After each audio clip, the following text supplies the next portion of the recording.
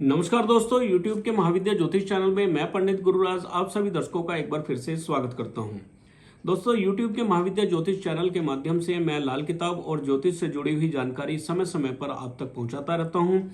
उम्मीद है आपको वीडियो पसंद आती होंगी। वीडियो यदि पसंद आती है तो वीडियो को लाइक करें, शेयर करें और चैनल को सब्सक्राइब भी कर लें ताकि समय समय पर इसी प्रकार की जानकारी आप तक पहुँचती रहे। तो दोस्तों, मैंने सूत्रों पे आधारित बहुत सारी वीडियो बनाई हैं और आप लोगों ने उनको बहुत पसंद किया, उसके लिए आपका बहुत बहुत धन्यवाद। आज मैं फिर से आपके सामने सूत्रों पे आधारित कुछ एक वीडियो लेकर आया हूं और 21 सूत्र मैं आपके लिए लेकर आया हूं। आप इन सूत्रों को कंठस्थ करें और कुंडलियों पर लगा कर देखें। उम्मीद है आपको ये भी सूत्र पसंद आएंगे। और ये सूत्र पहले काफी कुंडलियों पर जांचे गए हैं, परखे गए हैं, तो इनमें किंतु परंतु वाला कोई भी सवाल नहीं है। बात करते हैं हम सूत्रों की। तो यदि सूर्य कुंडली के खाना नंबर 6 में हो, कुंडली के खाना नंबर 6 में यदि सूर्य हो, तो मंगल कुंडली के खाना नंबर 4 में होने के बावजूद मंगल बद नहीं होगा, मंगलिक नहीं होगा।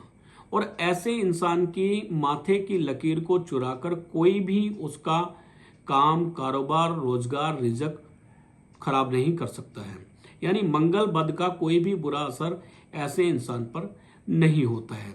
अब सबसे पहले तो जानना यह जरूरी है कि हम कुंडली के खाने को देखते किस प्रकार से हैं।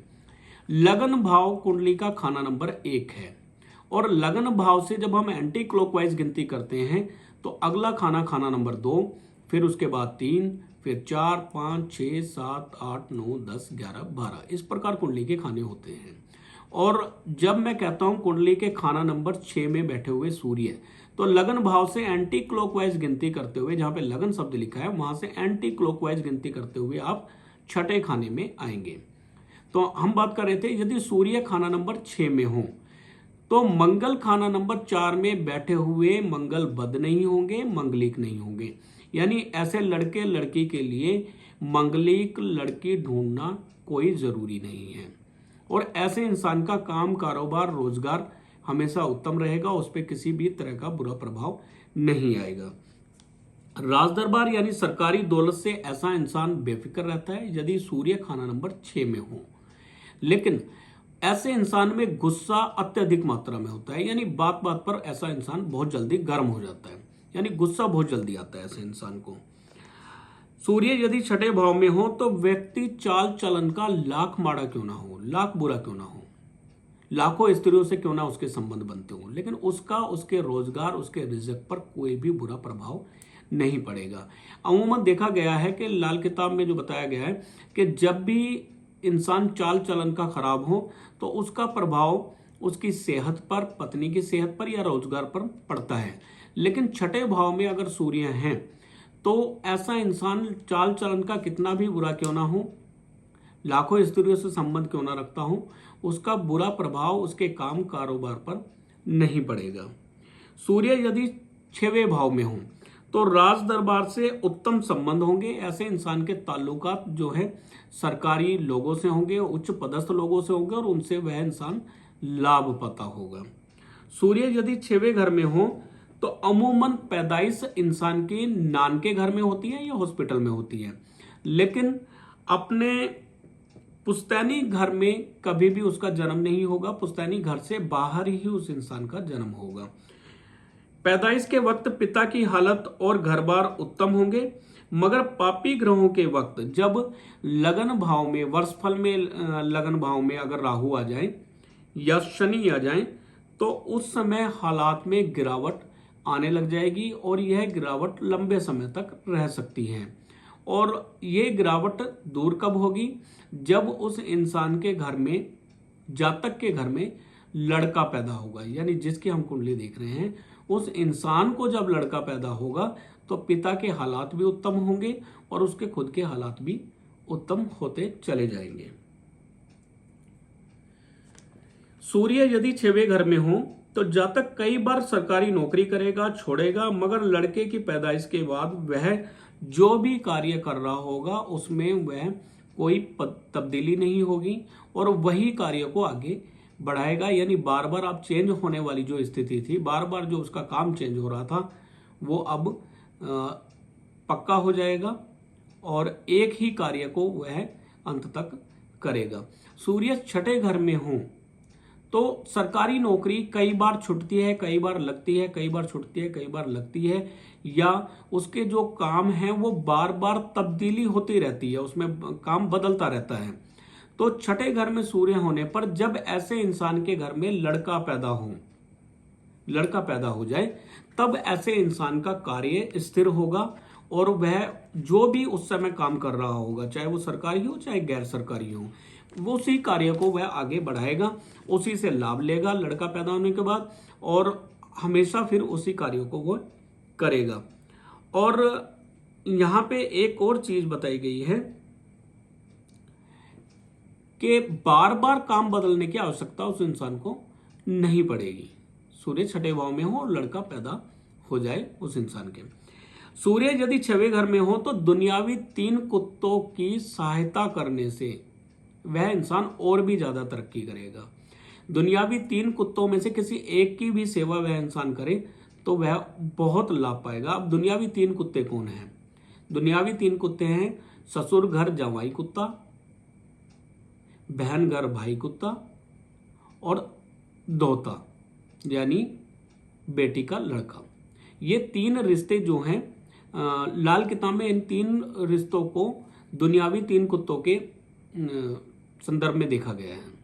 यानी इन 3 लोगों में से किसी एक की सेवा करके वह इंसान तरक्की हासिल कर सकता है। यानी अपने घर में दोहते की सेवा करे या जवाई को रखे या साले को रखे तो वह इंसान और भी ज्यादा तरक्की करता है, या ऐसे ही अपने साले की या दोहते की या जवाई को कुछ ना कुछ देता रहे, ला पाएगा। आपने जो ये बात सुनी दुनियावी कुत्ते और ससुर घर जवाई कुत्ता, साल बहन घर भाई कुत्ता, इस बात को सुनने में थोड़ा अजीब लगता है और थोड़ा नहीं बहुत अजीब लगता है और बुरा लगता है। लेकिन ये हमारे जो पुराने लोग हैं, बुजुर्गों ने भी इस बात को कहा है और लाल किताब में भी ये चीज़ इसका जिक्र आता है कि जो इज्जत है इंसान की, ससुर के घर में जवाई की इज्जत एक कुत्ते के माफिक हो जाती है लंबे समय के बाद। चलिए वो एक अलग बात है। तो जो लाल किताब में बताया गया है कि इन 3 दुनियावी कुत्तों में से किसी एक की सेवा करना उस इंसान के लिए उत्तम रहेगा। सूर्य यदि 6वें घर में हो और दूसरे घर में सूर्य के मित्र चंद्र मंगल बृहस्पति हों, यानी सूर्य यदि जागते हों तो पुराने रीति रिवाज चलाए रखना सूर्य के असर को और भी उत्तम बनाएगा। यदि छठे भाव में सूर्य हो और दूसरे घर में सूर्य के मित्र चंद्र मंगल बृहस्पति आ जाए तो ऐसा इंसान अपने पुराने रीति रिवाजों को बनाए रखे, उनको चलाए रखे, तो ऐसा इंसान और भी ज्यादा तरक्की करेगा, लाभ पाएगा। और लड़की के पति यानी जवाई को नफे पे नफा होता जाएगा, लाभ पे लाभ होता जाएगा यदि सूर्य जागता हो और अपने पुराने रीति रिवाजों को वह इंसान मानता हो। सूर्य यदि 6वें हों और केतु यदि खाना नंबर 1 और 7 में हों या कभी 1 या 7 में आ जाएं तो राज दरबार उत्तम होगा, नर औलाद जरूर पैदा होगी, चाहे औलाद के योग कितने भी बुरे क्यों ना हों। अभी आगे एक जगह बताया गया है कि राहु यदि लगन में आ जाए तो सूर्य को ग्रहण होगा और मंदी किस्मत होगी। और यहाँ पे बोला गया है कि 7वें भाव में अगर केतु आ जाए तो नर औलाद जरूर पैदा होगी और राज दरबार उत्तम होगा। तो यहाँ पे हमें लगता है कि यहाँ ये वर्ड गलत है, लेकिन नहीं, यहाँ गलत नहीं है। अगर लगन भाव में केतु हो, लगन भाव में केतु आ जाए या 7वें भाव में केतु आ जाए। अब अगर 7वें भाव में केतु आएंगे तो आप कहेंगे तो राहु तो लगन में ही होंगे, लेकिन लाल किताब के वर्ष फल में राहु केतु कभी भी आमने सामने हो इसकी कोई गारंटी नहीं है। यानी वर्षफल में, लाल किताब के वर्षफल में राहु केतु कहीं पे भी हो सकते हैं। जरूरी नहीं कि 7वें भाव में अगर केतु हैं तो लगन में राहु आएंगे। केतु 7वें भाव में हो, राहु किसी और भाव में भी हो सकते हैं। तो वर्षफल में केतु की स्थिति कहीं पर भी हो सकती है, राहु की स्थिति भी कहीं पर हो सकती है।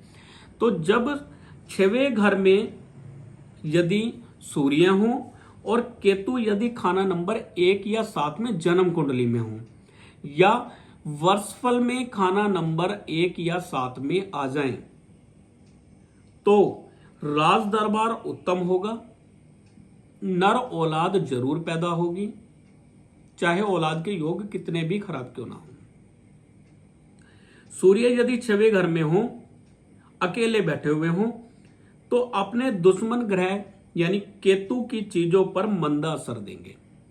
केतु की चीज क्या है? जैसे नर औलाद, मामू, नाना नानी, साहूकारा, ब्याज पे पैसे देना, खरगोश, चिड़िया का नर, इन पर अपना नेक असर देना बंद कर देंगे। सूर्य यदि 6ठे घर में अकेले बैठे हुए हों तो केतु पर इसका बुरा प्रभाव जाता है। केतु की चीजें यानी नर औलाद, खरगोश, नर चिड़ा यानी चिड़िया और रीढ़ की हड्डी, इन पे इसका असर बुरा जा सकता है, पैरों पे बुरा असर जा सकता है। मकान की अगर पिछली दीवार, पश्चिमी दीवार अगर तोड़ के उसमें रोशनदान बना लिया जाए, खिड़की लगा दी जाए, तो उसका बहुत बुरा फल देखा गया है यदि 6ठे भाव में सूर्य हो।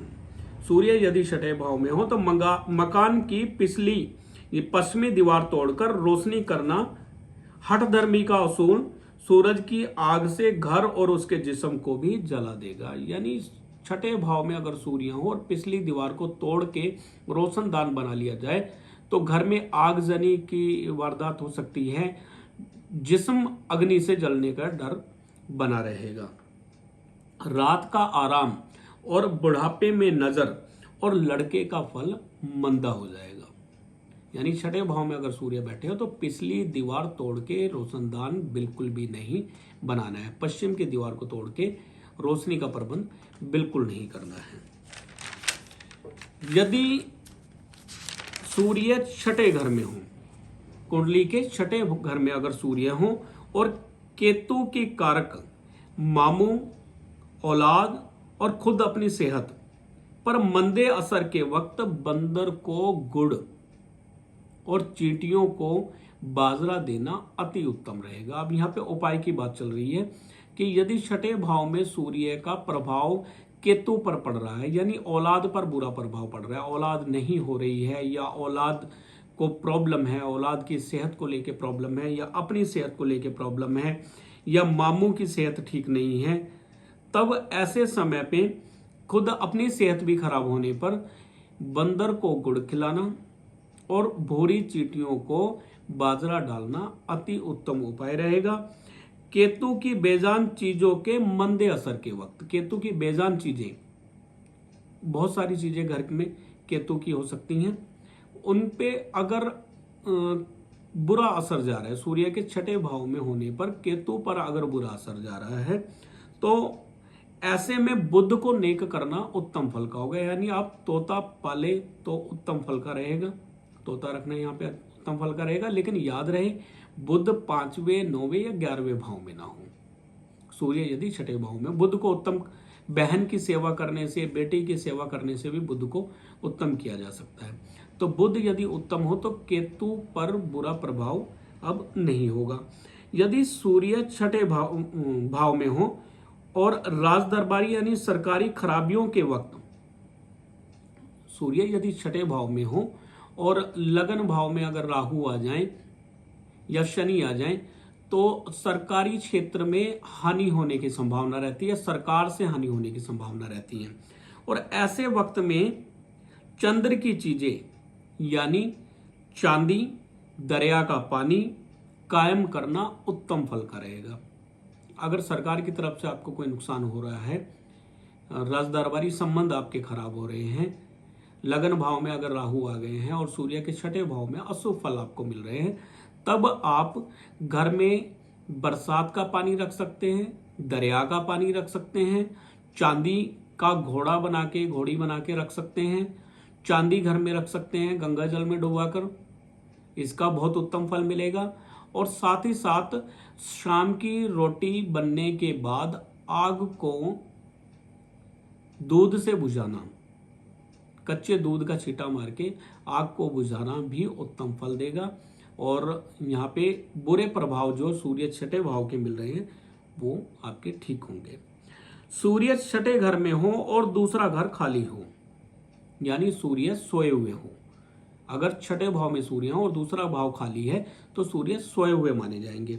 तो 22 साल सूरज की उम्र में पिता या बेटा दोनों में से केवल एक ही इंसान सरकारी नौकरी पर होगा।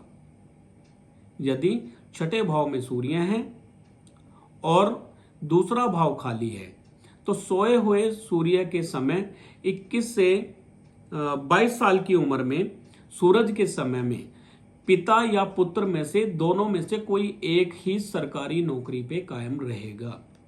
यदि दोनों सरकारी नौकरी पे कायम है भी तो वो दोनों एक ही शहर में इकट्ठा रहकर नौकरी नहीं कर सकते हैं।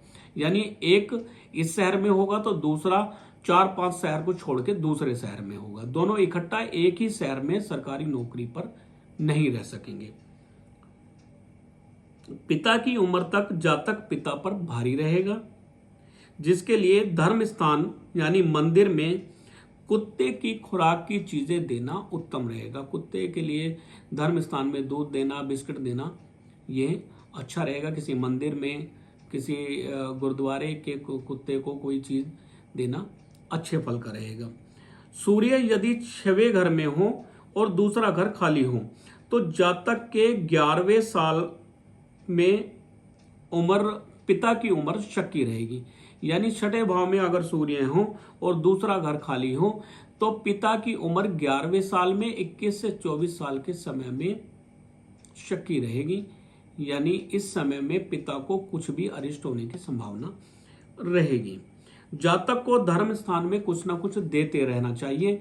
यानी चंद्र, मंगल, बृहस्पति की चीजें अगर इंसान मंदिर में देता है तो तब छठे भाव के सूर्य का अशुभ फल मिलना बंद हो जाएगा। पिता पे जो 11वें साल में 21 से 24 के बीच में कोई बुरा फल मिलने वाला था, अशुभ प्रभाव जो पिता पे आने वाला था, वो अब नहीं आएगा यदि आप मंदिर में चने की दाल, दूध, चावल या मीठा कुछ देते रहें।